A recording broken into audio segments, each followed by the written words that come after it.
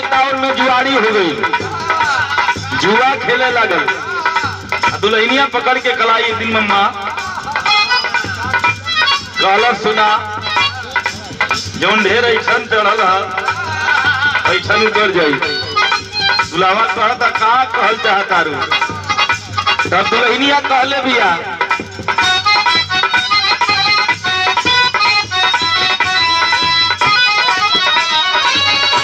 ये कहा दिया दुल्हनिया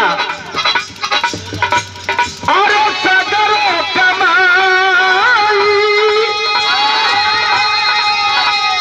अरे बेबुराई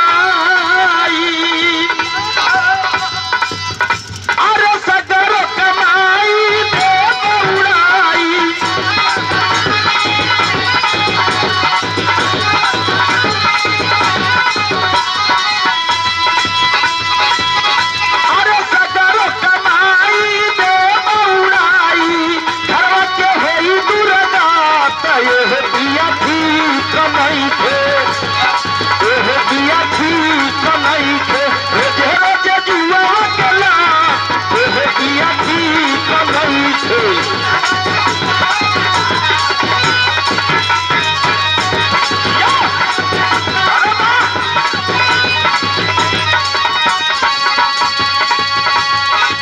कहा था कि अरे ढेर बोलबू तो गांव पड़ोस के लोग सुन ली है तो कहीं जुआ खेलता का करी, नौकरियों चल गई, कुल चल गल, सरकार कुल ले ले का करी।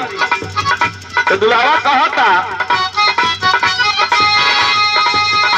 अरे इतना तू बोलाबू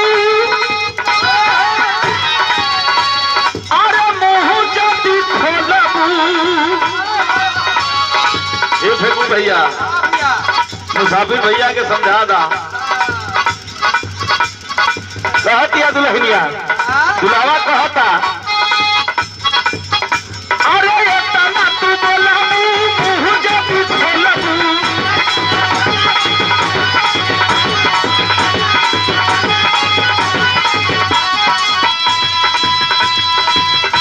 अरे इतना तू बोलाबू मुंह जदी खोलबू घरवा के खुल जाई धनी ठीक नहीं थे, धनी ठीक नहीं थे मेहारी का बदल धनी ठीक नहीं थे।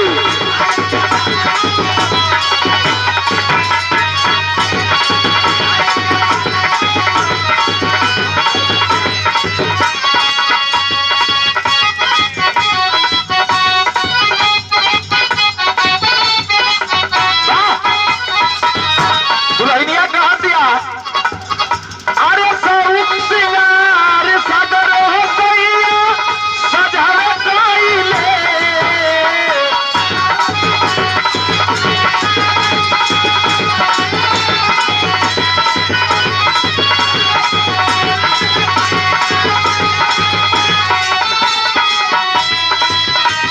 कहा दिया दुल्हनिया समावेश बना के अरे सऊक सिंगार सजावे भैया कह दिया सऊक सिंगार सागर हो भैया सजावे काइले कह दिया। दाढ़ी द्वार बढ़ गई लॉकडाउन में, तब पहले दाढ़ी बना के आवा चुम्मा डबल डबल दे।